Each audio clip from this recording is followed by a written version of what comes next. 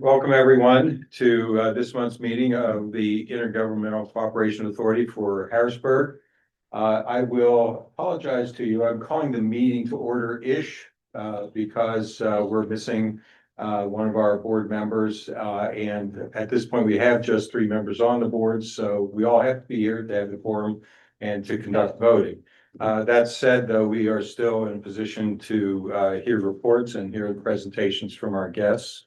And so we will proceed with that. And when our member gets here, we'll conduct whatever matters of voting that we need to do. So with that in mind, we are happy to have with us today Dr. Benjamin Henry, who is the superintendent for the Harrisburg School District, along with Marcia Stokes, who is Chief Financial Officer. Did I have that right? Okay.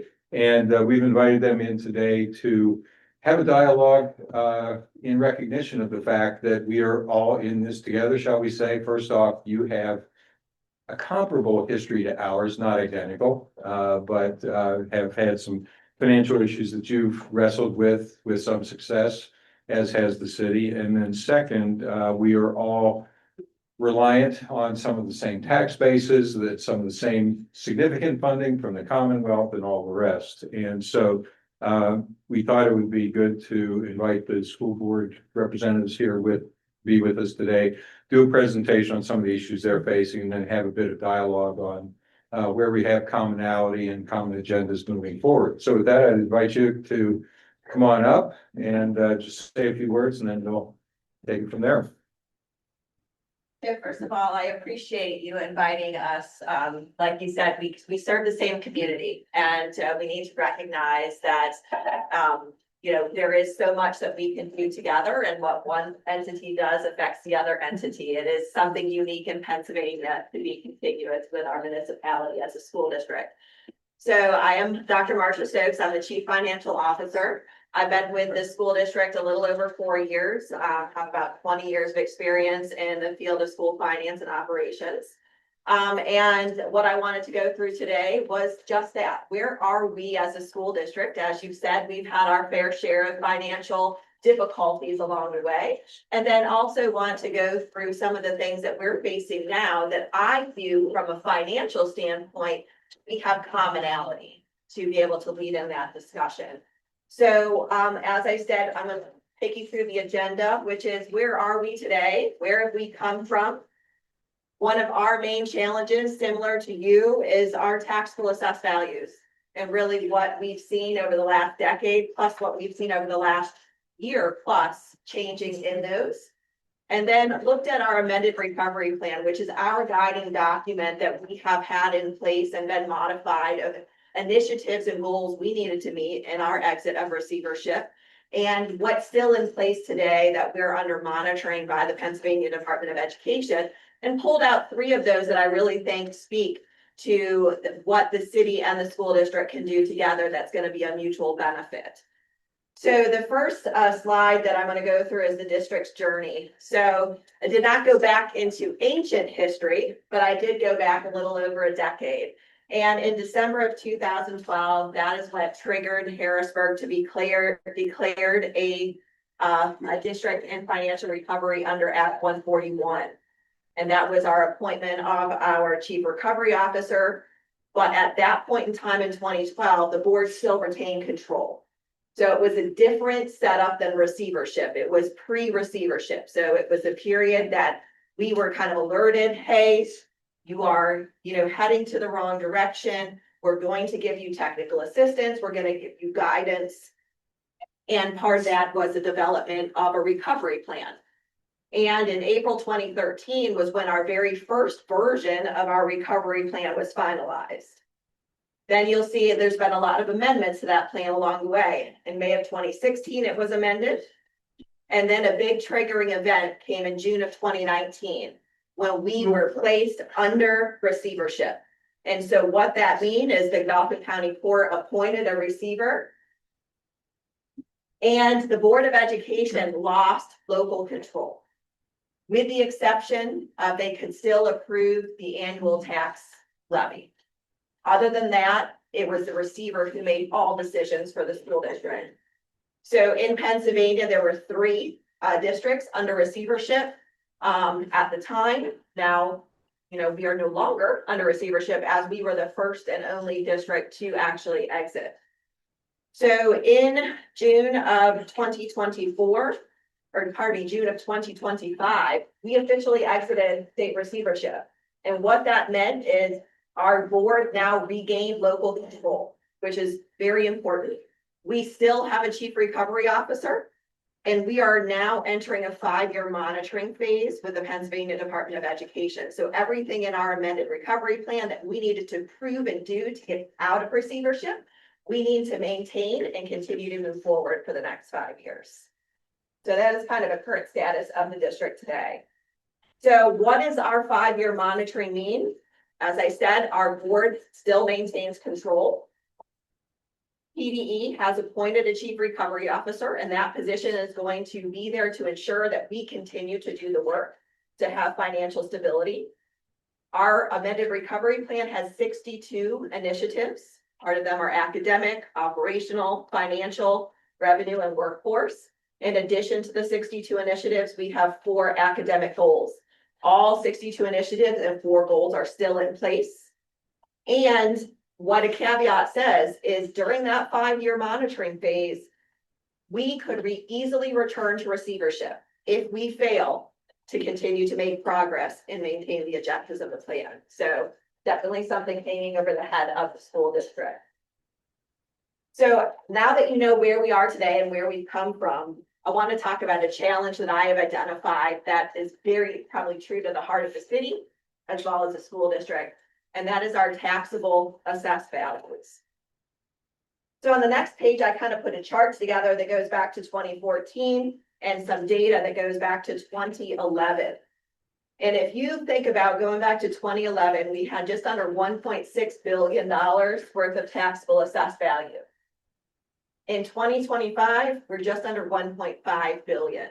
So over nearly a 15-year history where most municipalities are increasing in assessed value, we have continued to decline. And one of the things that really hurt us last year as we're putting together our budget, and although we're used to probably a pretty flat assessed value, we experienced a drop of 7.53. When I say we, I'm talking about everybody, we. So no matter what we would have done, and despite how much taxes we could raise based on Act 1, we would never be able to make up the revenue we lost because such a dramatic decrease in assessed value. So when I talked about the decline in assessed value, I gave you just a couple history. As I said, it's been going down, but not so much. 0.25%, 1/3%, and then we're hitting 7.53% in 2025. And so obviously I, as a CFO, are watching this extremely closely. So I'm constantly reaching out to the county to get updates. What is our assessed value doing? And as of January, we have seen a 1.4% decrease since the board approved and adopted the budget just on June 30th. So it does not look like a positive picture for us moving forward. So what does that mean to Harrisburg School District? Well, we already know as of January 6th, we've lost $21 million of taxable assessed value. At our current mill rate, that's $655,000.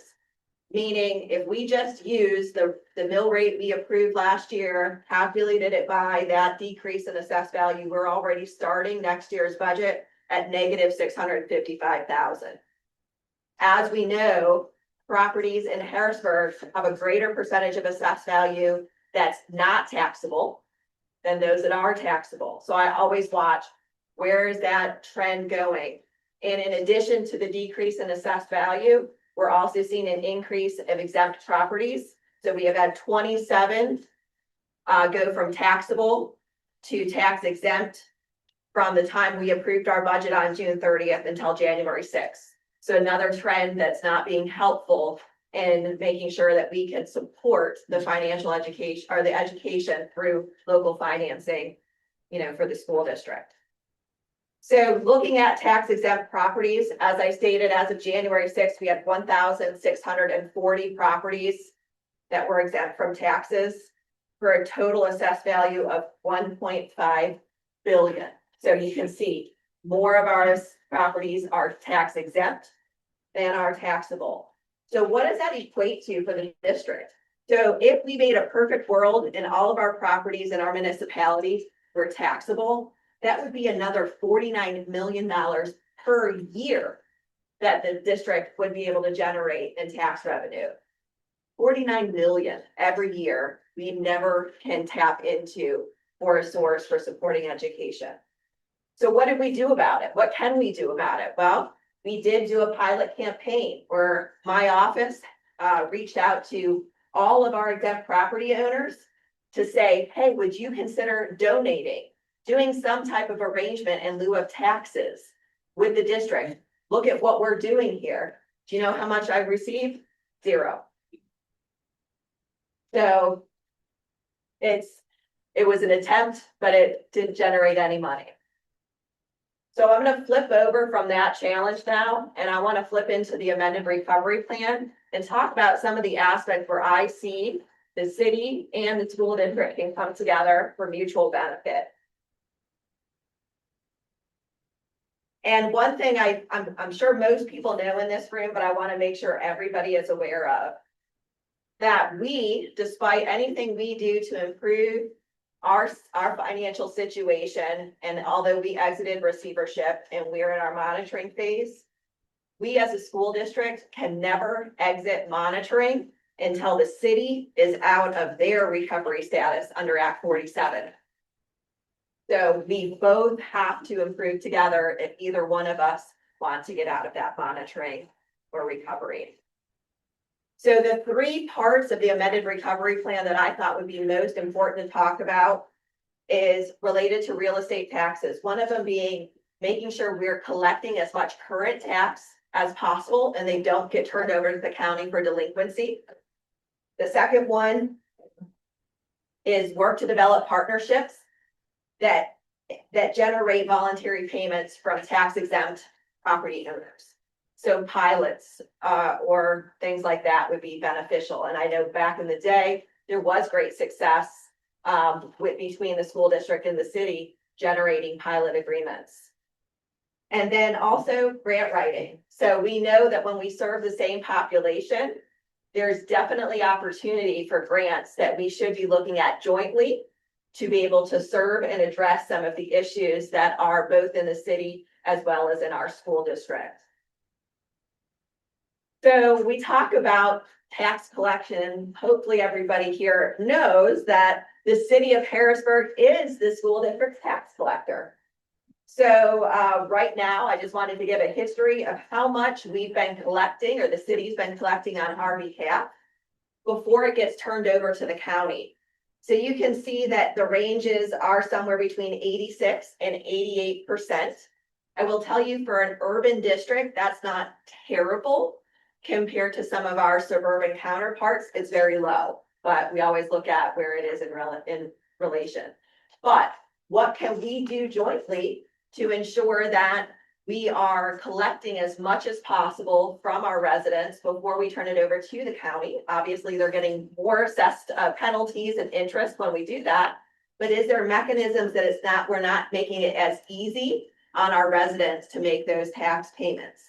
So definitely open to exploring ways to increase that current collection, whether it's through joint communication efforts, whether it's through improved websites for payment processing, anything of that nature that we could be doing together to ensure that the Treasury office is able to collect a greater percentage of our taxes.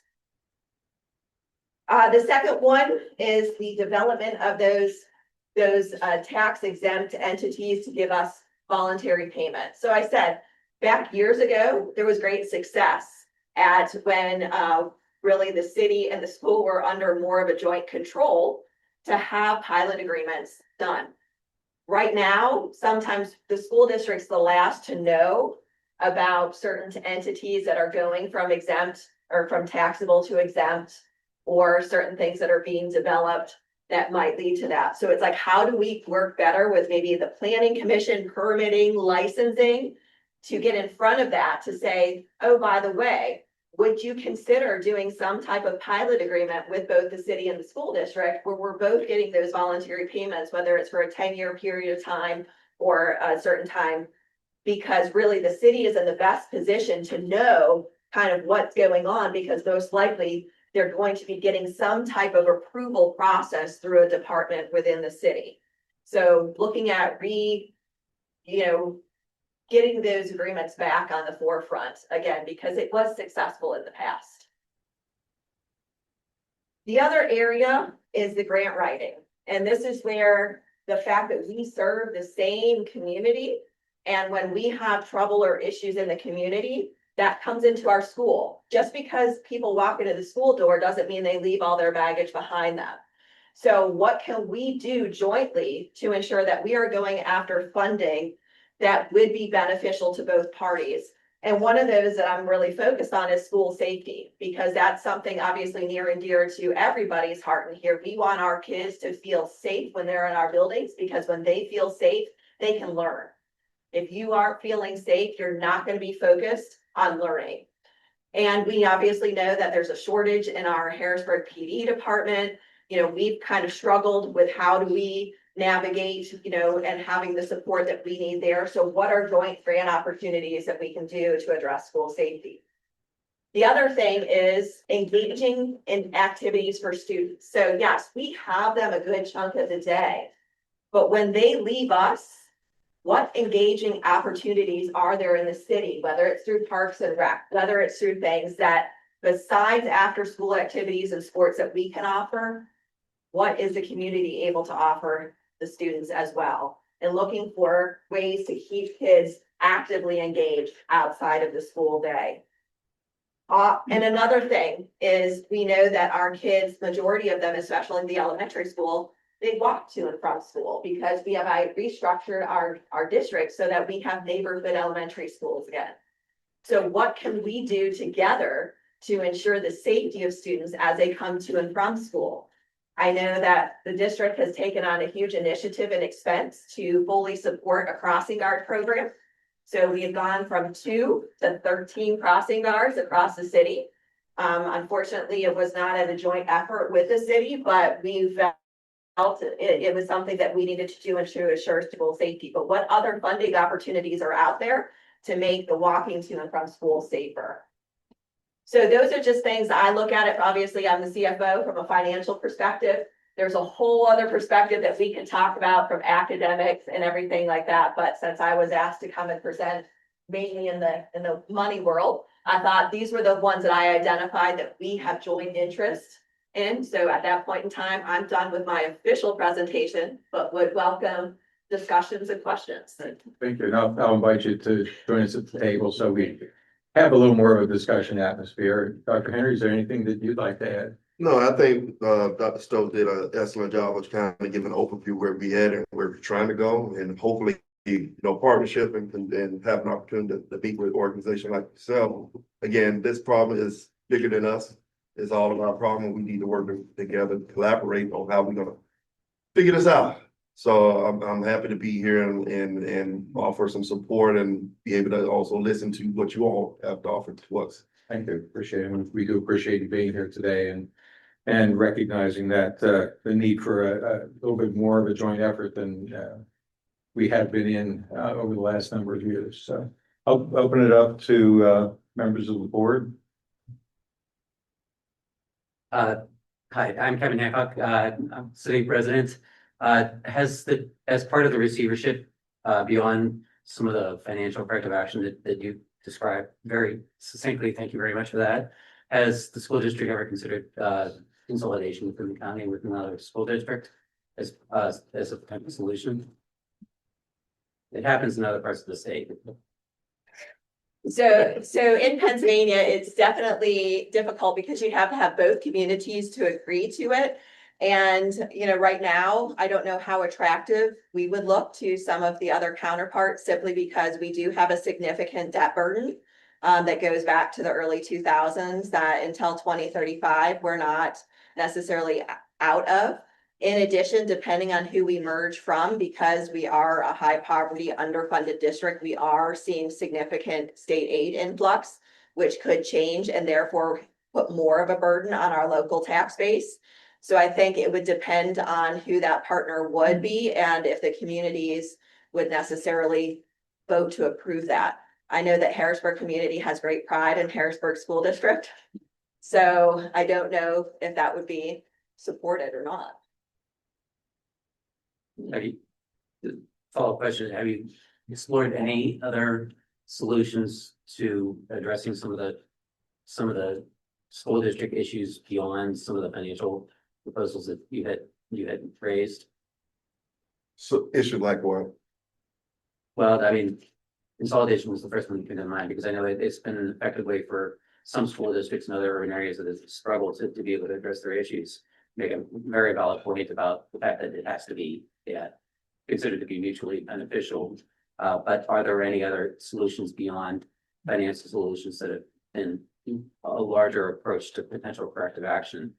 Has there been a study or an analysis that talked about additional solutions other than trying to address the intractable nonprofit and government infrastructure in the city that has always been raised as a challenge in Harrisburg that a lot of other state capitals have been able to overcome across the country? Has there been any other proposed approaches to school district correction other than the financial or additional collection from nonprofits and governmental entities that you just described?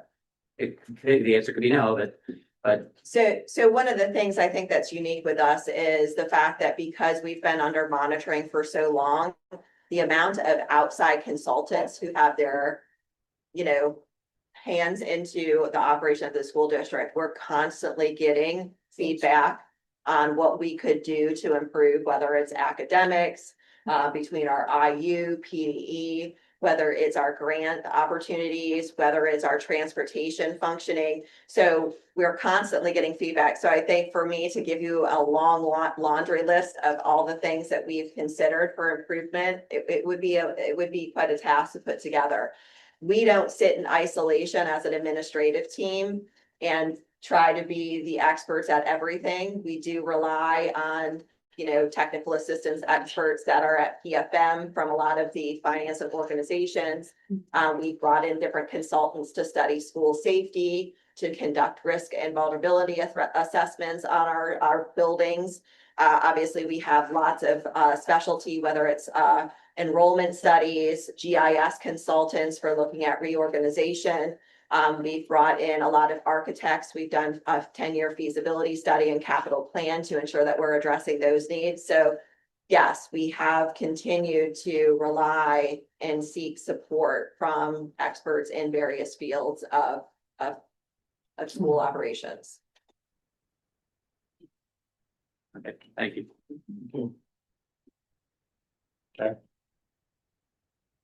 The overall problem that I see as a downtown resident and a property owner in other parts of the city, midtown and uptown, is that young couples move here, establish home bases, and when kids come into the picture, they go elsewhere for the most part. And we've been struggling with that for, I bet, 20 years. And I'm talking about folks that are socioeconomically able to pay taxes and I guess also able, because of their family structure, to send the kind of kids that I think you want to see. I know we've got a lot of single parent families in Harrisburg. We've got a lot of kids at the poverty level. When I served on one of the charter school boards, I was amazed that if the kids didn't eat at school, they didn't eat often that day, and that we were doing backpacks during the summer. I've since sat on the board of one of the religious schools in Harrisburg and saw the same thing. Is there anything that you can think of that we can do to address that problem? Because I think that leads to the deteriorating tax base, because a lot of those people then move out elsewhere to places in the suburbs and then stay there. That statement that you're making is very true, and that's something that we have to address. And the way we address that is partnership, while also telling our narrative. A lot of our parents are afraid of our school because of safety. And so that's something that we have to address until we know our schools are safe and our families feel it's safe. A lot of our parents from the Midtown area, they not gonna want to put our kids there. Let's be honest, for various reasons. So we have to start telling our story and getting information out to the community that we have great schools. We have great kids. Yeah, do we have issues? Most schools do have issues around safety. Are we working actively to do things to improve safety in our schools? Yes. But I guess one of the things that we have to do is continue just to get out there and just tell our story and get people in the community to beat and say, hey, Harrisburg is not a bad school district. We have great schools. We have kids that get scholarships to go off to college. We have some great opportunity for our kids in the community. But we have to get out there and start telling the story, because every time we get one negative story, people gravitate to that. You see all the clicks on Penn Live when you see those negative stories. How can we start telling the positive story? So, every board meeting, we try to leave with some of our positive story, because that's what we need to get out there to our community. All the great events. We had a group that did some great work with STEM, and they almost went up to the national competition. That should be driving. You should be talking about that stuff. It's more than about sports. We have some great academic program that's also going on in our school. So for me, I would say I'm always and tell everyone, tell the story about what's going great in our school district. So every one bad story, we got to tell at least 5 or 6. And eventually we'll get people to understand that Harrisburg School District, we're turning. We're turning. We came out of receivership, that was the first chapter in this new book we're writing. And we're going to continue to improve outcome for our students every day. And we've added a lot over the past few years, beyond athletics. And I don't think, like we said, we don't tell the story. I mean, this is our second year. We have our musical back that we haven't had in probably 20 years at John Harris. How many people have heard to buy tickets and where it's at and what's going on? Probably not. Yeah, coming up. We've added esports, and you've got HU right here. Like, we have kids that are getting scholarships with esports, and just started the program and made the playoff in the first year. And we're expanding that. We've got more musical events going on, more art exhibits, more shows. Like, we are continually bringing in new and innovative things for our students to learn and partake in. But like Dr. Henry said, do you hear about that? Or do you hear about, oh my gosh, there was another fight at John Harris? And that's where we need to do a better job, and we need the community to help support us doing that job, is to really highlight all the awesome things that are going on to quiet the noise when we do have, the unfortunate events that do occur. And again, one part I will own, and I shared this when I moved here to the city and I met with the mayor. I told her, if I don't do my job, the city don't move. At the end of the day, most businesses look at what? Academics. They look at a school district. They want to make sure that if they're going to relocate to a city, that they have a thriving school district. So I understand that we have to turn the corner on what we're producing. And we are doing this every day. But again, it takes all of us. It can't take the school district in isolation. It takes the whole community to come together in order to move the needle in academics and get people to understand that we have a great city, have a lot of great potential. Yes, do we got work ahead of us? Yes, we got a lot of work ahead of us. But it's all of us. It's not just a school district, not just a city. Collectively, all of us are together in order for us to move this district and the city forward. Have you tried tying into some of the nonprofits in the city or with state government on some of these programs? I'm thinking the Art Association. I'm thinking the State Museum. I'm thinking Harristown does.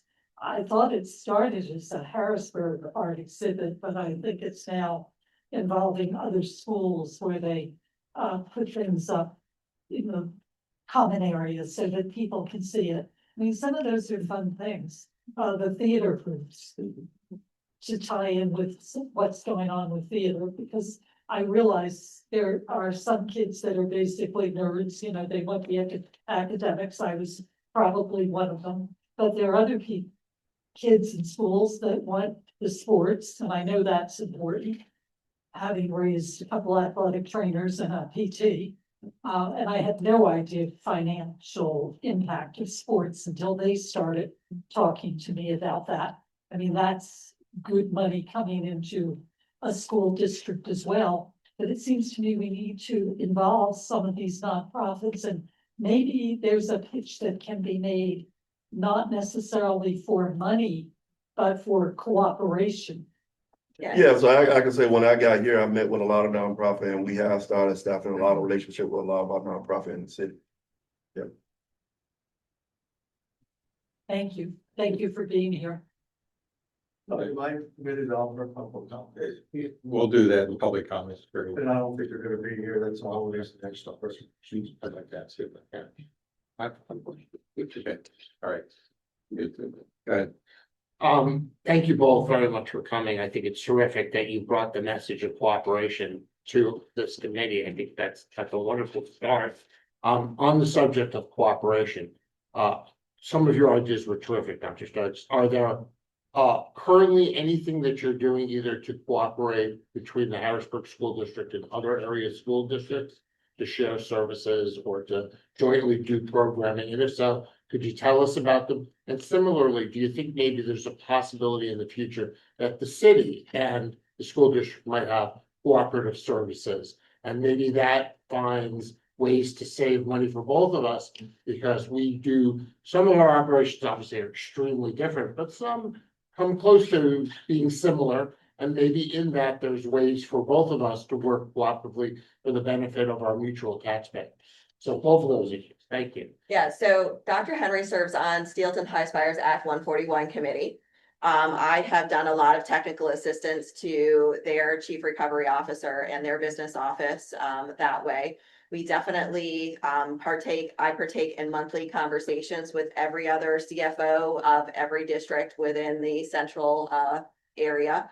I also chair the Urban Schools Committee of PASBO. So I'm constantly reaching out to leaders in other school districts to be able to share ideas and gain that information that way. I know you participate with all the superintendents Yeah, on a we have monthly our- basis. Our IU meeting, and we get to collaborate as well. And as far as collaborating with the city, I think we have established a good relationship so far with city representatives and to really starting to open the door for communication to make sure that we can collaborate in the future with different activities. I think there's definitely likely opportunities. You mentioned Parks and Rec. I have no doubt that there's a way to collaborate on programming, both in terms of space and also the programs themselves, maybe even staffing. And then you talked about public safety. That's always a challenge, but I know that the police bureau cares very much about what happens inside the school district buildings. And then there might be other things, simple things like sanitation or vehicle maintenance or many other programs where somehow together we could find ways to save money for both of our benefits, for the benefit of the city and the benefit of the school district. Correct. When you think about all the things that we do buy similarly, you mentioned vehicle maintenance, to do a joint, RFP, joint proposals, joint bids, to say, if we're all buying copy paper, Right. as silly as it might sound, why are we not using our purchasing power together to get better pricing? Might be a little minimal thing, but where should we start opening those doors to say, like we do obviously buy salt from the city, we share that, aspect, but I definitely think there's more that we could explore that would start bridging that gap and provide, financial benefit to both entities. Did I answer one more question about the declining assessed value of real estate in the city? It's something obviously that's very concerning to this committee and to the city itself. We've talked about the future. We don't really believe it's organically going to turn itself into another direction. We've been very active in asking for a comprehensive economic development plan. As you may have read, that's sort of getting started now. There are definitely stakeholders involved, and I'm sure that the school district has a vested interest in seeing the property values and adaptive reuse of buildings, especially if we have empty vacant office buildings that maybe are going to become residential. Don't know if they're going to be residential for families, but that would change the burden on the school district and the school population. But obviously, it's something we have mutual interest. There are empty stores and empty office buildings doesn't help the city, and it certainly doesn't help the school district long run. So just your thoughts on whether or not, other than us acknowledging we have a similar problem, do you have any other strategies, or do you just consider yourselves a stakeholder? You'd love to see these things get better also. So obviously, we're a stakeholder, and I do know that, you know, as Dr. Henry says, one of the things we need to focus on is we need to focus on becoming a school of choice for the residents within the community, and that means improving both our image and our product that we're putting out there. And if we can do that, then I think that's a contribution we can make into the revitalization of the city itself. So I think, you know, from a school district, we always kind of play where our primary mission is K-12, right? But we don't operate in a vacuum. That means we need to ensure that what goes around for the students that come to us K-12 are also important. Even though our primary revenue source is the Commonwealth, 60% of our revenue comes from there. You know, that makes us heavily reliant on politics, heavily reliant on what goes on. What can we control, you know, locally to ensure that we have that, you know, a little bit of safety net to make sure our programming can be maintained. So I think that there's definitely, you know, the stakeholder part of it. It's always in my opinion, a pull between our primary mission and what I'll call our secondary mission. Thank you, Mr. Chair. Thank you. Yeah, I was actually gonna be Oh. asking some questions, very much comfortable with that, but, Dr. Henry, I do appreciate your comment about your discussion with the mayor. I had a similar one with her, and, I think the city's priority as a part of economic development is to, recognize the need to have, attractive and what's your phrase, school of choice, as a means to attract and retain population and, to really improve the image of the city and its capacity to draw in residents and retain them. I do believe, if you've not been to any of the meetings yet, I do believe there is the intent on behalf of CREDIC and its consultant group to include the schools as one of the stakeholders in the work groups that are looking at downtown revitalization in particular, and then the city as a whole for city economic development programming. I did have one small technical question. Are you authorized in your monitoring stats? Are you authorized to issue debt? So we are authorized to issue debt, but we don't have the capacity to issue debt based on our burden. So we have to maintain level debt service. And right now, based on our older bonds, that does not fall off until 2036. Okay. So we do not have the capacity to really issue anything up until that point. We are, I guess, tapped out, you'll say. Okay. But there's nothing to prevent, there's nothing that says we can't if we would have, you know, not been in violation of our debt policy. Right. Okay, very good. Thank you. I appreciate that. Mr. Chairman, can I come in with another? The city has had a significant problem with payment of. Let me rephrase that. The city has encountered a significant liability in terms of what's called post-retirement debt or OPEB benefits. Does the school district have that same problem? So the school district faces the same OPEB liabilities, but we have done quite a bit to mitigate that. So I think probably one of the cities between pension and between post-retirement health benefits is probably where the most of the liability comes from. We've done a very good job at mitigating our retiree health insurance offerings through collective bargaining agreements so that we don't have a lot of people who are subsidized for healthcare and want to stay on our plans. When it comes to, we're obviously part of PSERS, so any of the underfunded of PSERS, we are absorbing on our financial statements. However, what our biggest thing is dealing with the percentage of retirement we have to contribute on behalf of our employees. So right now, 34% of our payroll has to be contributed to PSERS. We then get subsidy back on a portion of that. But based on choices PSERS board made years ago, where it brought contributions down to about 0%, we're paying for it now. And the projected outlook is, you know, that we're going to be in the 30+% for the next 10 years. So it is definitely a burden on school districts, a long-term burden on school districts that we really don't have any control over. And just follow up, that's all school districts. That's not That's also based on your Yeah. pension Right. management. Thank you. You're welcome. Okay, thank you. Thank you. Do you have any questions? Okay.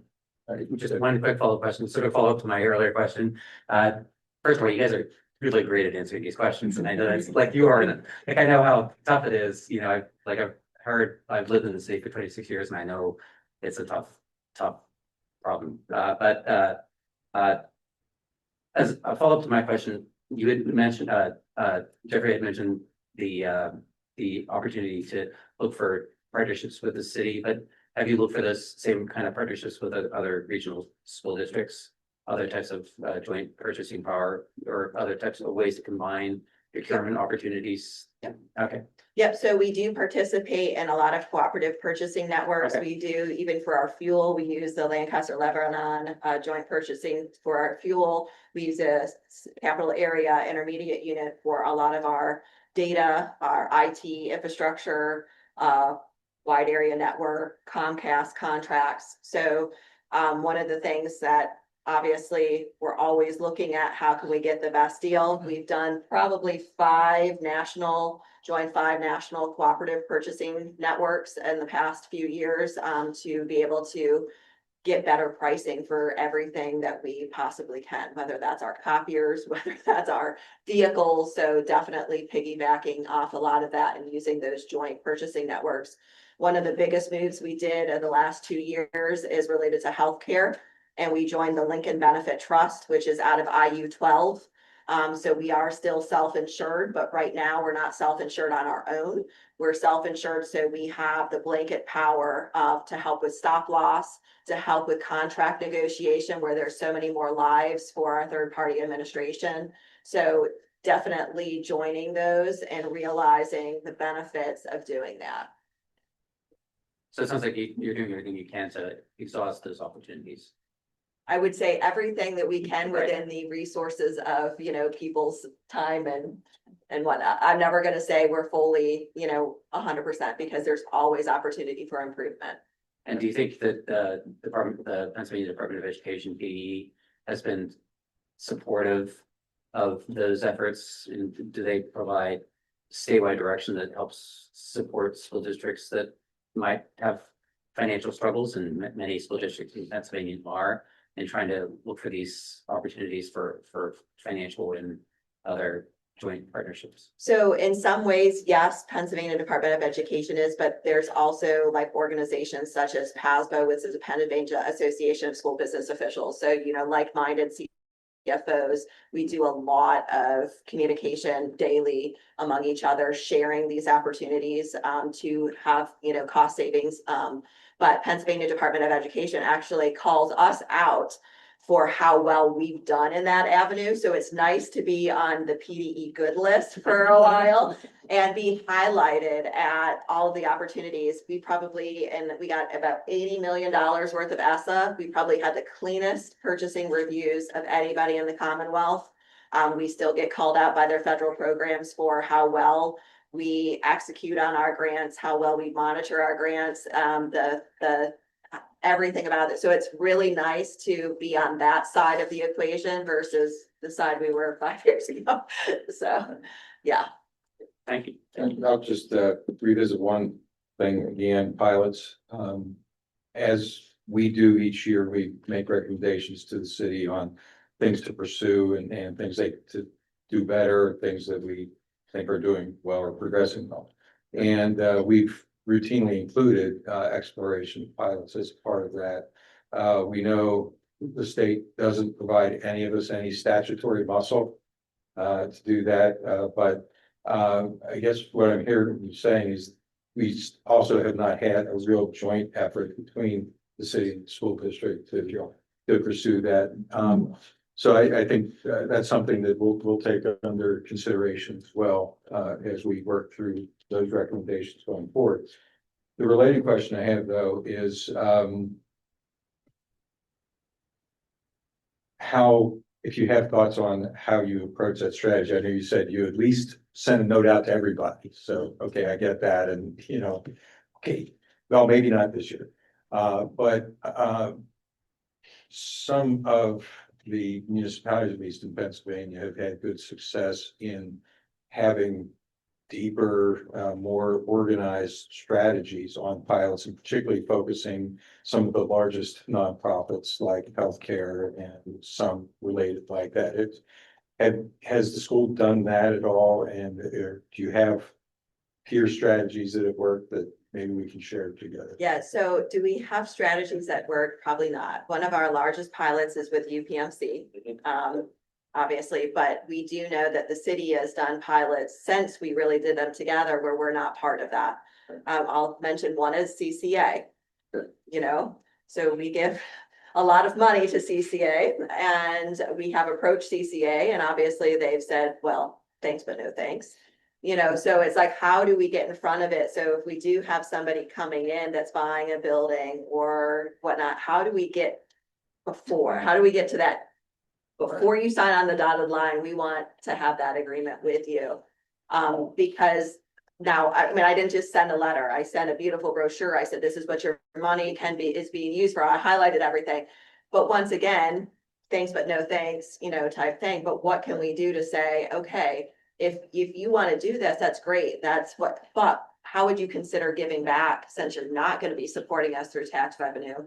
Doing that. We're also open to silence services in lieu of taxes, you know, not just, you know, financial things. So I think, you know, in my opinion, the city is probably the first to know of something coming in. So how do we make sure we're aligned to be able to get in front of that decision maker at the very beginning?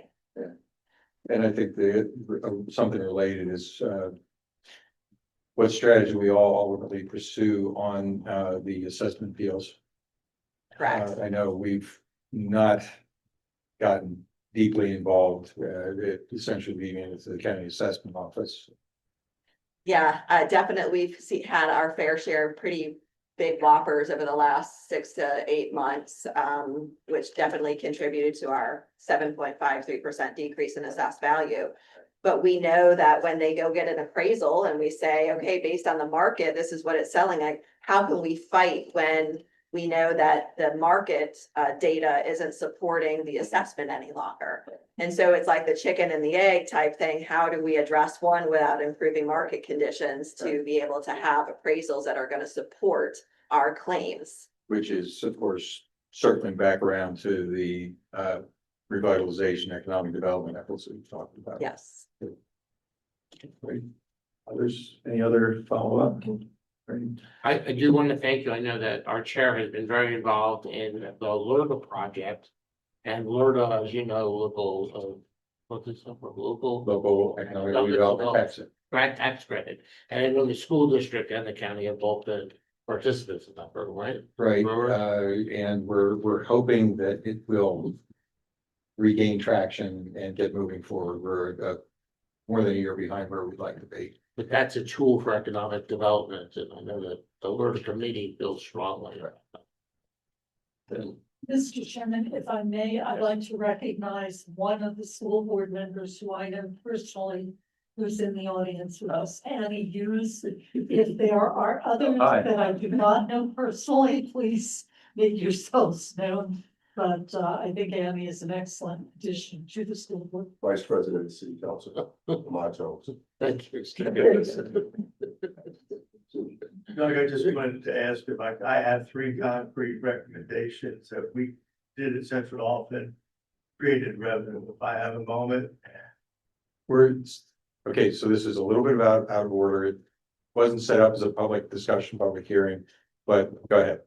I'm the finance chair at Central Office School District, but it's gonna be close to 300 million. We're all scrambling. Just want to say, the partnership that we have at Tech is unbelievable. I mean, we're hitting it out of the park. I would suggest that, do you have a foundation? Yes. I mean, that's what we do a lot of times to kind of monetize, because it doesn't seem like it's as painful to give.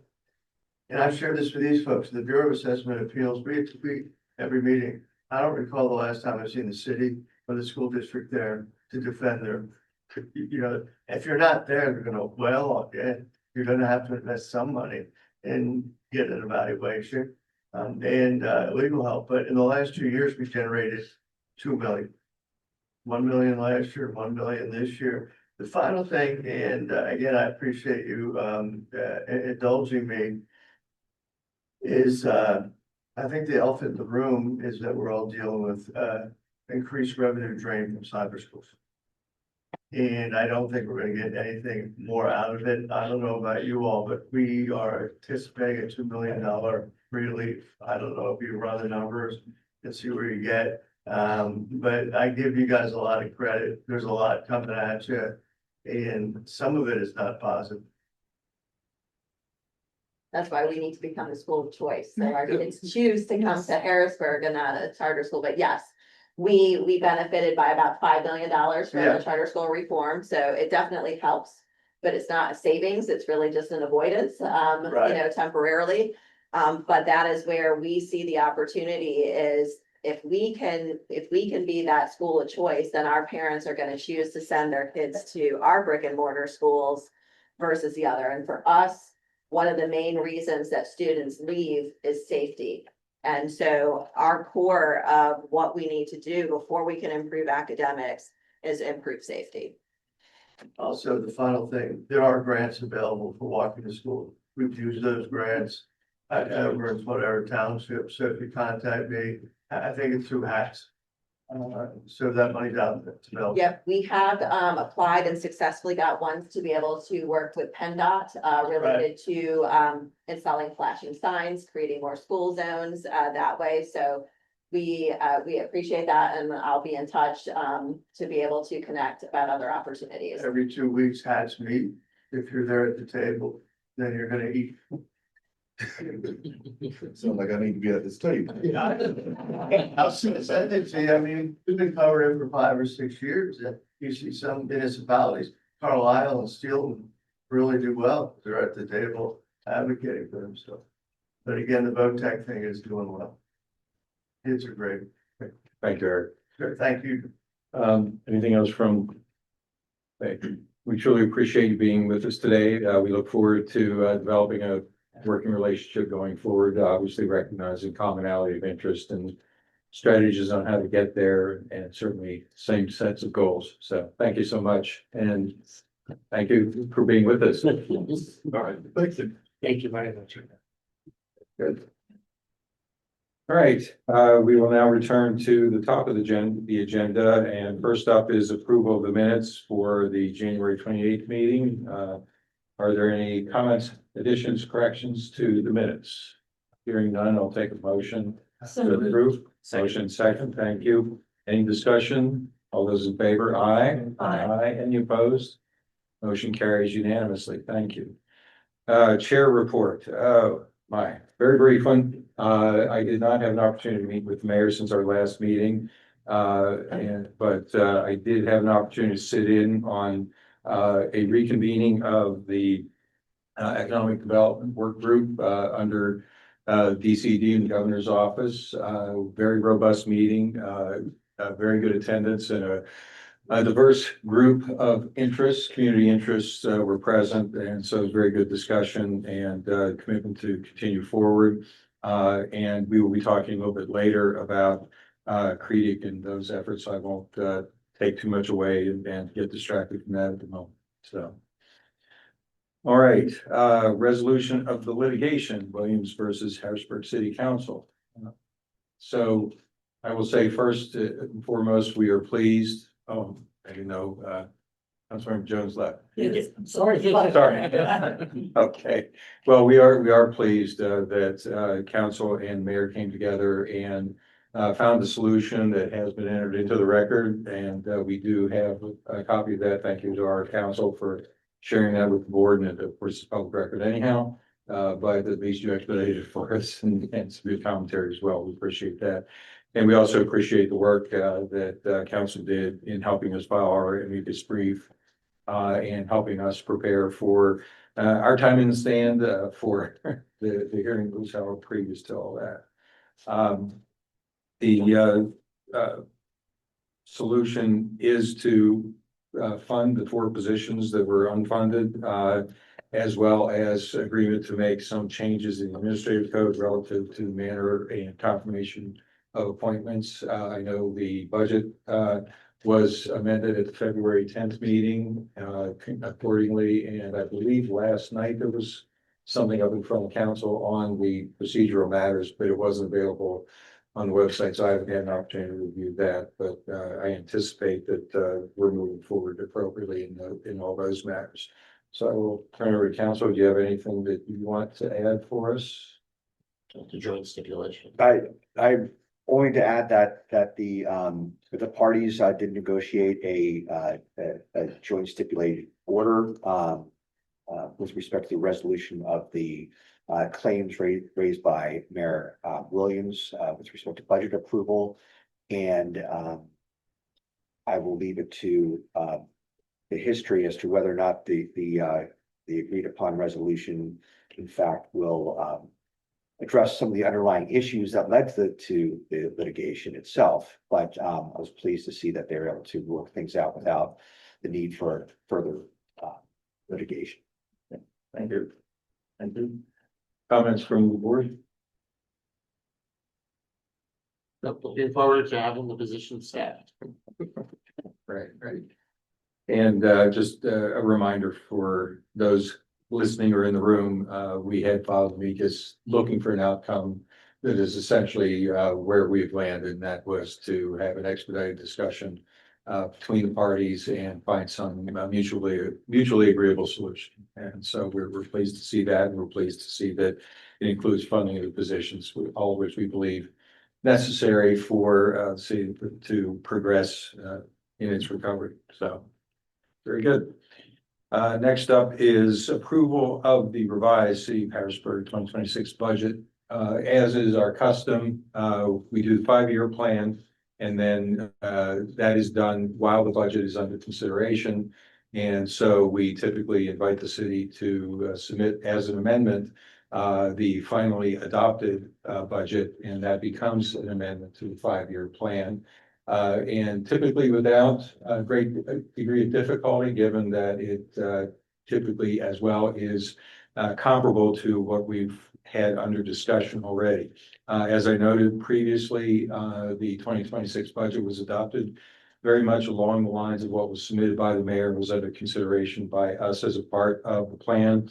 It also comported largely with the comments that we had submitted as required by our review.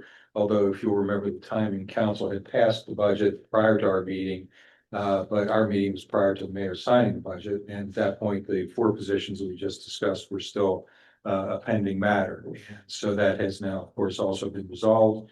And then, as I noted as well, the council did do an amendment to the budget at its February 10th meeting to fund those positions, as well as to do some true up of some of the other numbers in the budget.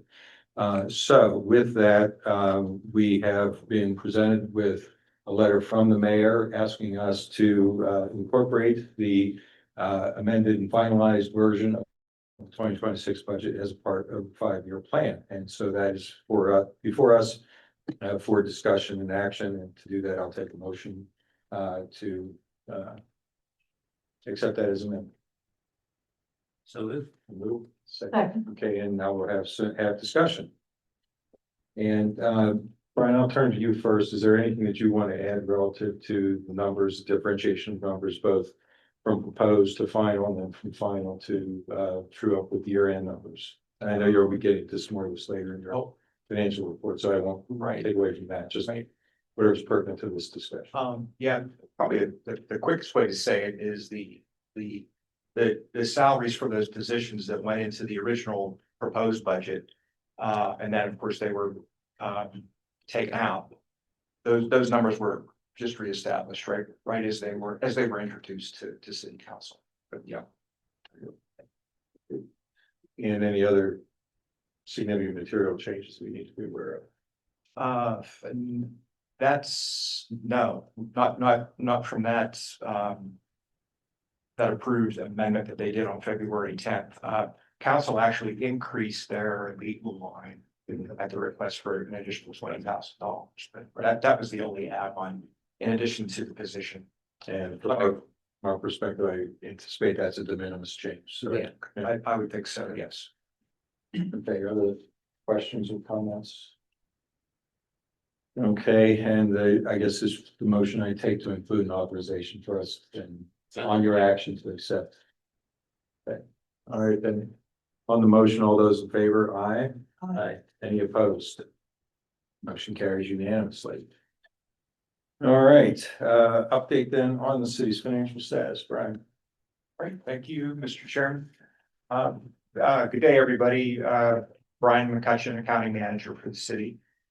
And what I've distributed out are 3 pages for your review, including a summarized look at both funds, both major funds of the city, the general fund and the neighborhood services.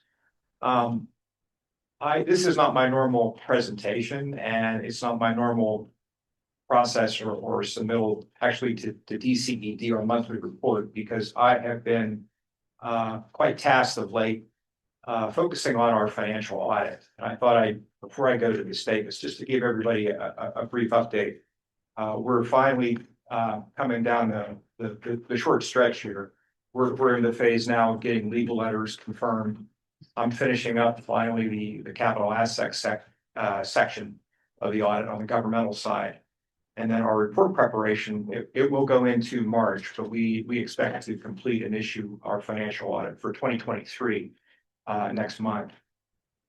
Some delays that have contributed to that timeframe include there's a new GASB 96 pronouncement that relates to subscription-based IT financial statement entries. They're not on a budget basis, but they're more for required presentation in the financials. And the city, of course, has been expanding its financial relationships with those type of vendors in recent years. So that was more of a material chunk out of the audit preparation this time.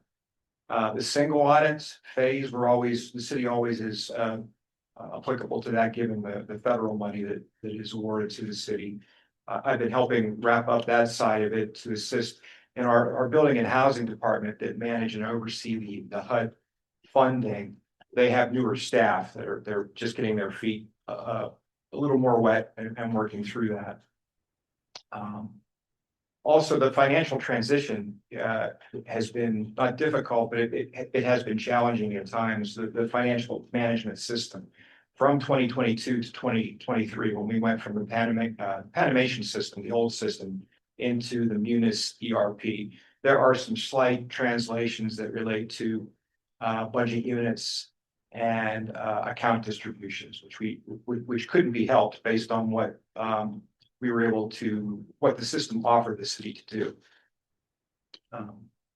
And the chairman recently mentioned the budget scenarios. I've been more involved with the budget side, including the first reallocation that occurs for the city is a roll forward in nature for those encumbrances that are coming into the new year. But then coupled with that, there was also this back and forth and change in the positions that weren't defunded and now have been reestablished. Also, there's been more of an intense call to action on Broad Street Market to update our financial presentations on that to get a better feel to where the city is currently. And I mentioned budget too. The city is still without the services of a budget manager on staff, but the city is currently working to get that position filled. So back to my financial schedule. The 2 funds are presented there. That's the landscape presentation. And this is through yesterday's revenue. So we still have 3 days of revenue to go this month, short month. And I've summarized just that, our revenue and our expenditures, our check run payments, majority of our expenses are paid that way, plus payroll costs. And you can see for both funds, we're running a good trend, through almost the end of February, with an increases in cash fund balance coming down to the end of the month here. The next 2 handouts I gave you relate to Broad Street Market. And this started a week or two ago, I've sat with our director of our facilities and special projects department to gain a sense of what's happening there. Have also sat down briefly with the mayor to review the numbers, and also with the controller's office to give them a sense of how I created this. The first schedule, the portrait view, is actually just taking a look at actual activity that's already occurred, which includes the revenue that's already been received or transferred from the other funds, which totals to not quite 7.6 million, versus actual expenditures through the first check run of this month, which is 3.9 million. So currently there's an excess of resources over such expenditures. But then you have to factor in what the city has currently encumbered. That's the 16.9 million plus change orders that are currently being reviewed and approved to be added on to those encumbrances.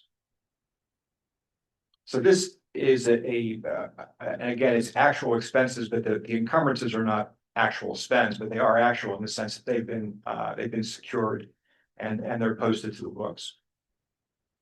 So right now, given these numbers, that the three that are shaded show the total project estimated cost for the project of not quite 20.9 million as we move forward.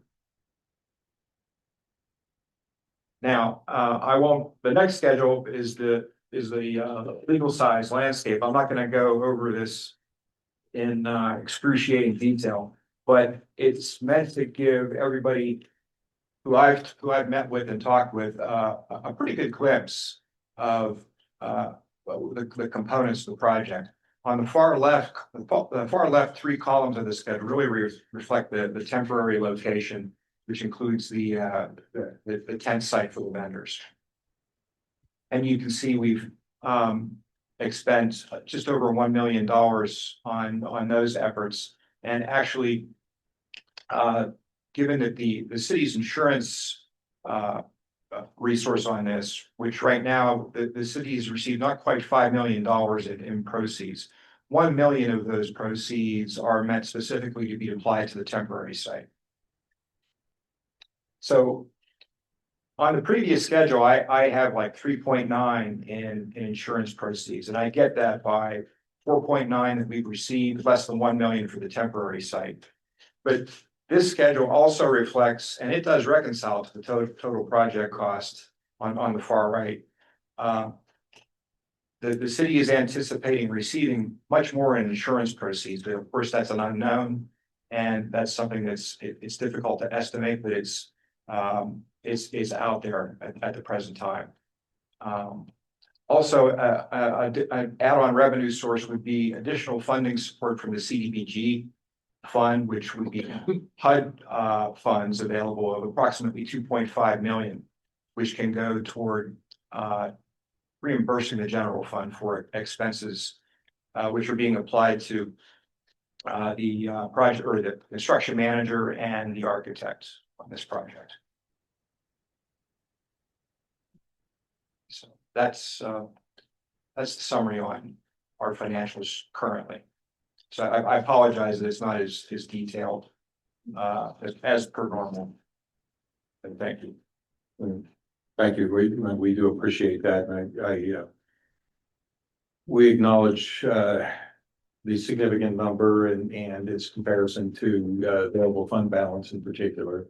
And so it's encouraging to see the anticipated reduction of that reliance based on insurance and CDBG. Correct. Do we have a fairly high confidence level on those two funding sources? Very confident on the 2.5 from our discussions with the director of building and housing. Yeah. Yes. And the insurance proceeds, I know the facilities director and his staff, I believe they meet, if not weekly, at least monthly, with the in-between party between the city and the insurance company to discuss progress on, where where we are. It's been some time since the city has received insurance proceeds. But we have submitted additional information in copies of invoices to see if we can certainly add to those proceeds. Okay. That still leaves a significant gap of this amount. Well, it's based on if going back to that legal size schedule.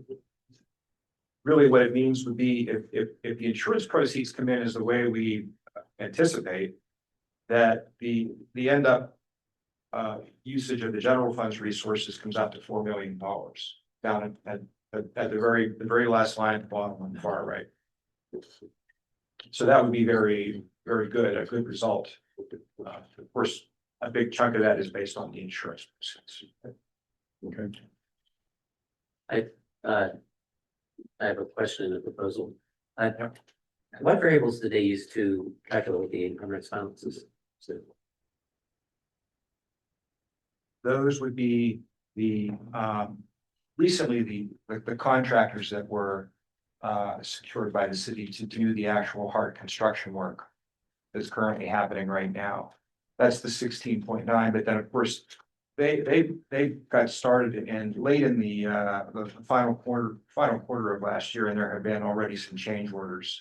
And part of the change orders that have been included here, I think, reflect the collapse of the wall, which impacted the cost as well. So it's based on the construction estimate caused by the contractor that was selected. That's right. There were roughly 10 individual contractors that have certain roles in the overall process, but that's what the basis is. it's the project cost of that. Thank you. I think that's where you were going. So the proposal, would it be possible at in some future meeting to have them go through the project?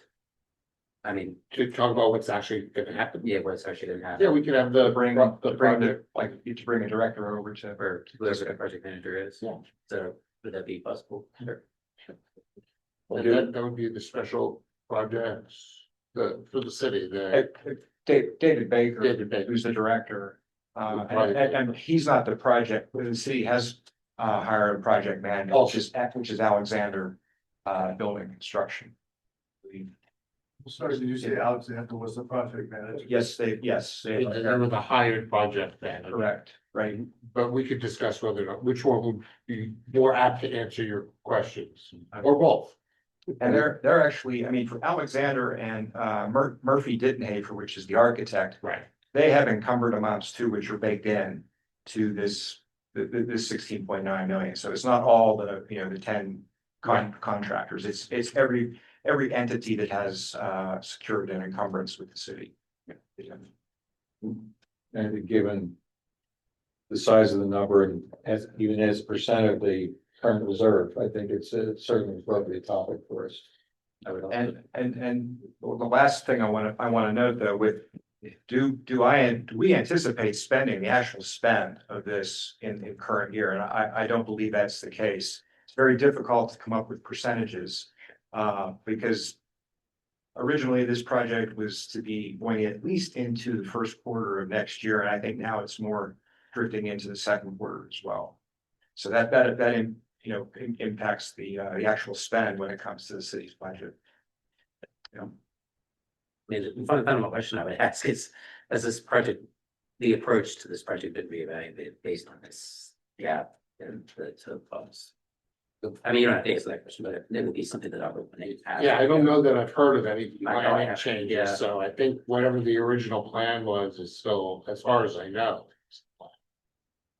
For what the project will produce is still the goal. That ends up being what the bottom line estimate is, and that hasn't really drifted away. I think it's come down somewhat because the actual, the real material balances are these contractors, of course.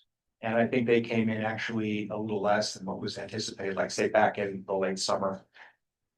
So that's a good thing, but of course, change orders tend to roll it back up, yeah. If I may add, is the insurance coverage for the replacement cost or the value of the loss? Meaning, has the insurance company reviewed these the 16.9 million in encumbrances approved? Well, The I- plan? I'm not sure if I can define that the way you're asking, but my understanding is that as we pay for any of these costs, they're being organized and put together and submitted to go before the forensic insurance person who's reviewing it, and how that plays into the carrier's decision to fund reimbursement. But it's based on what we're actually paying so far. You know, Okay. as we're billed. It sounds like it was- But I would assume, and that's an assumption, so I have no idea, that the insurance companies, for example, would not necessarily reimburse the city for expenses that are beyond the original scope of the building that they insure. So if you make improvements, get betterments to the building, is probably things they would say, that's a betterment that the city has chosen, and therefore we don't believe it's part of the I'm sure, insurance expense, and so on. That's usually how it works. and I think that's the role to go between the city and like Liberty Mutual is the carrier, that we have a third party that's working between the city and carriers. I think that's the heart of what. And I know You're that the describing. architect had spoken about your codes, obviously, and what's required in modern building is completely different than what was in the building that was destroyed. So now it needs to have all kinds of systems that didn't previously exist, but would be required in a publicly accessible building. So That's what makes this very difficult to estimate. I mean, the insurance proceeds. but everything now, Thank you. ADA bathrooms and whatever else, just didn't Yeah. exist. So. Thank you. Others? Yeah, interesting. Anything else, sir? That's it. Good, thank you. All right, thank you very much. All right, update on the grant agreement to provide 50,000 funding to Creed. Council has prepared a letter agreement, MOU, which we have furnished to Creed last week. It has not been returned yet. They did acknowledge receipt and that it's under review. So as we understand it, from the prior action of the board, once we have it signed from them, I am authorized to sign it and we are authorized to make payment. So, okay, very good. Any questions? That creek. No? Okay, very good. All right, then we go to manager's update. We have a paid bills report and then authorization for solicitor's fees. Second will require a motion. Yes. So just on the paid bill reports, I apologize for getting it out so late to you. But you should have a copy in front of you. If you do not, there's a couple things I wanted to point out so you don't miss it. One of our IT company, DigitalOcean, raised their fee this month slightly, which is going to happen from time to time. It has to do with our website. Also, we had a couple of subscriptions that just happened to come due in February, which included our Adobe software and our Dropbox software, which we use for backup. And then I also wanted to point out that we have 2 Johnson Duffy invoices on this month's bill run. We have the regular payment for the January services provided by Johnson Duffy, but then we also have the total bill for the litigation and our involvement in the litigation. So that is closed, and then we have an invoice for that as well, for your approval. So that's all. If anybody has any questions about the bill list, I'm obviously happy to provide you additional information. The second matter that you raised, Mr. Chairman, is a request from Michael and Johnson Duffy. It has been a very, very long time that the firm has served as our general counsel, and they have not done a fee increase for us. I don't know if you want to explain the date is that we started with Anne Marie, it was that one? It was, yes, in January 21 is when we, my colleague Anna Marie Sosong was appointed as general counsel. And I took over a little over a year later as general counsel. But our hourly rate was locked in January of 2021. at $175 an hour. We're asking for an increase to $200 per hour, effective March 1. Okay. So that would require a motion, second discussion, like, by the board. And as well as 80, an increase from 80 to 120 for paralegal. For paralegals, sorry, Correct. Okay. So moved. Second? Okay, any discussion on the motion? Chief? You're cheap, Michael. We appreciate the value you afford us, as well as the excellent work. I'm glad to be here. I'm glad to help. Okay. All those in favor, aye. Aye. Any opposed? Motion carries unanimously. Thank you. That's all I have, sir. All right, update on appointments. We had yet another conversation with those who are trying to push these through. And they now have another request from the governor's office. Could you give us a couple more names to consider? And so we will be doing that, and I will invite members of the board if you have suggestions that I can pass along. We'll be happy to do that. Hopefully someday. Yeah, we don't need to express frustration on how long this has been taking, but yes, it is taking much longer than we would like. And Yes, I should. yes, Which unit? Is it the legislature or the governor's office or both? both. Okay. At this point, it is the House Minority Leader, but we are working on an arrangement where the Majority Leader's appointment will become the Minority Leader's appointment. And Majority Leader will make a different appointment, and then the governor's the other. So. This sounds easy. All right, well, and you know, we joke about it a little bit, but it is important to get a broad representation on this board, and not taking anything away from the skill sets of the members currently serving, to add some additional perspectives as well. So we continue to knock on the door. So. Oh, okay. And Councilmember Jones, welcome back. When the school board finished their presentation and we went into the next agenda item on resolution of matter between council and mayor, and I turned it back to say something about thanks and you were gone. So you didn't hear that, but I do want you to hear that in person. So thank you very much. We appreciate the resolution. We do appreciate you being here as well. And I will say this. yes, sir. There was never an intention to stall or hold up anything as far as the city moving forward. It was definitely just about policy and procedure. But I think we need to follow those things. If we're gonna actually do what we're setting out to do and actually do the right thing and move our city in the right direction, I believe, certain things need to be handled. But at the end of the day, I'm glad I didn't want to see us keep spending money, unnecessary money. With money, I can tell you, we don't have much of that. So I think it was necessary, and I'm very hopeful now that we continue to build on this relationship between council and administration to make sure that we do the right things. And we appreciate the prompt movement on the budget amendment and then on the work on the administrative code as well. So, Yeah. Thank you. Good. All right, so I believe we're closing in on the end of the agenda. We are now up to other business. Okay, and then public comments. Okay, we have a nice crowd with us today, so I don't know if we have any questions from anyone in the audience. Sure.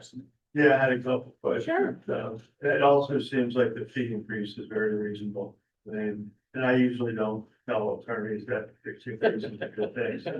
But it is, that's fair. It really is. In this next question involves you. If we were able to separate $50,000 for Friedrich, why can we not fund and help when it comes to a tax assessment?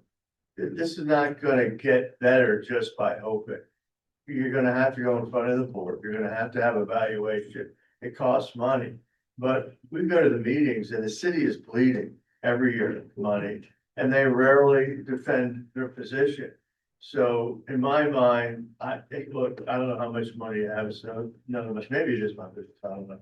But I think, without a evaluation, without an attorney, that you're gonna continue to bleed. And, you know, not everybody wins. And I understand her concern about value. What you're gonna find is that some of the properties are so undervalued. So undervalued that you'll, I think, get kind of an agreement. I'm just wondering, Brian, my good thing is that, where are we at with the audits? Right, and maybe I didn't make it clear enough. I gave kind of an update Yeah, I heard it, but right at the beginning, but Yeah. we're really we'll be getting into the report phase with our auditing firm within the next, I would think, the next week or two.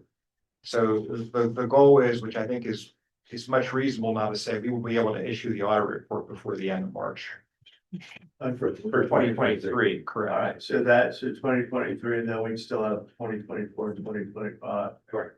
Right. I don't know. And that's a schedule. 2025 is just, I mean, it would be, nobody would be happier for me if I could tell you we were working on 2025 right now. But right, we're behind on 2024 as well. Okay. It just occurred to me, based on what I've seen within our own budget, I think a lot of municipalities were relying on COVID money to balance the books, and there's a steep drop off.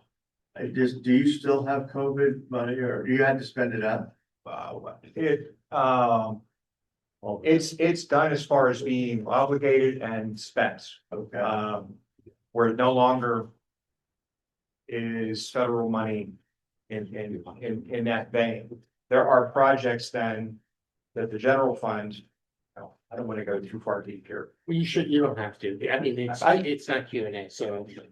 It's been, for the most part, a big chunk of it was designated as revenue replacement for the general fund. It went in there and that achieved spend completion. but Now, the general fund ponied up and transferred money to the grants fund for these various initiatives and projects that have been approved. A good bit of that money has been spent. Some has not, but that is not there to, right now, it's not meant to solve the general fund. This is more specific. The question is, if you fund the program, and you'll find that it wasn't in their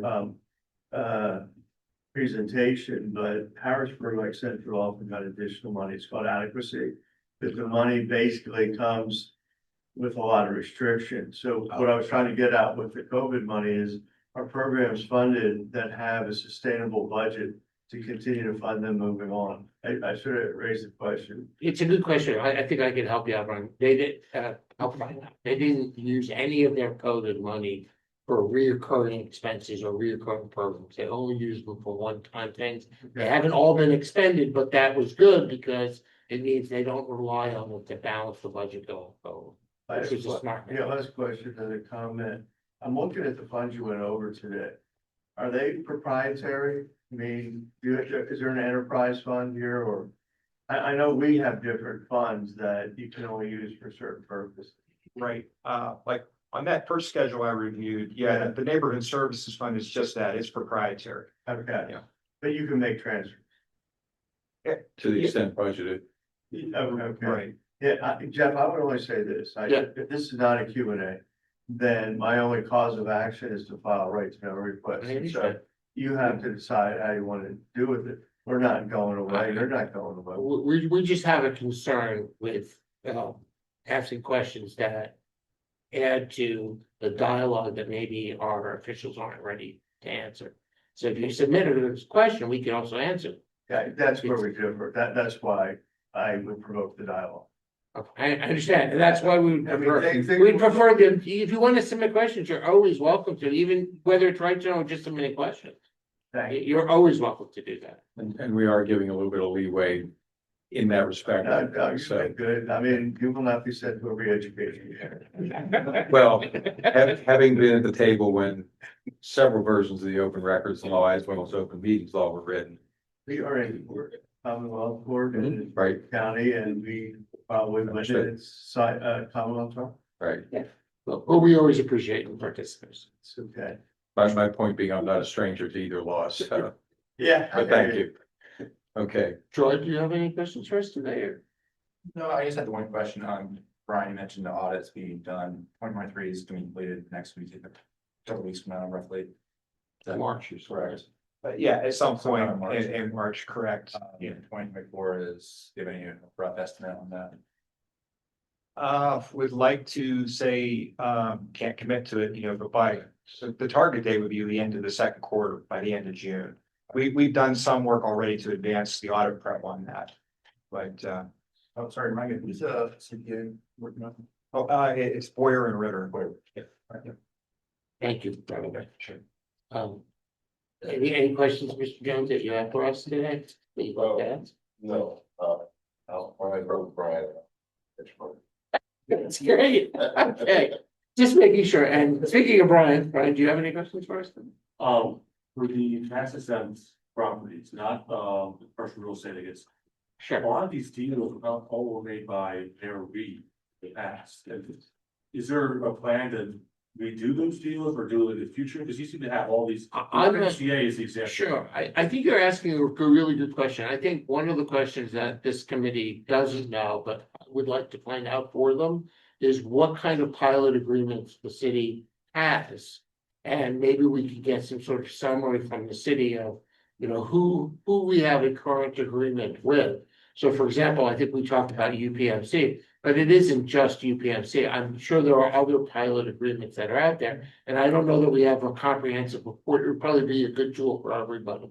To see what's out there. Settlement, I think, for the district, the city of Norfolk Southern. Well, it's a perfect example, but I think a comprehensive report, just so we can see a list.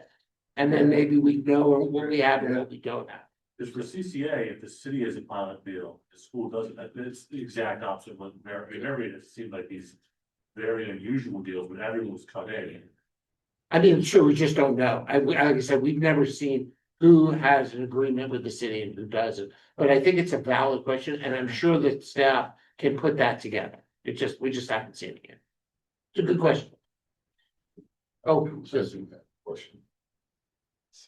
That, recently, I don't really go everything that's in the media, but actually know what's happening with the market. I talked about it, especially with the growing costs of paying 5,000 to 6,500. There's some extra other money that's being poured out of here. I don't know how sustainable that is, but what are you guys' thoughts on this?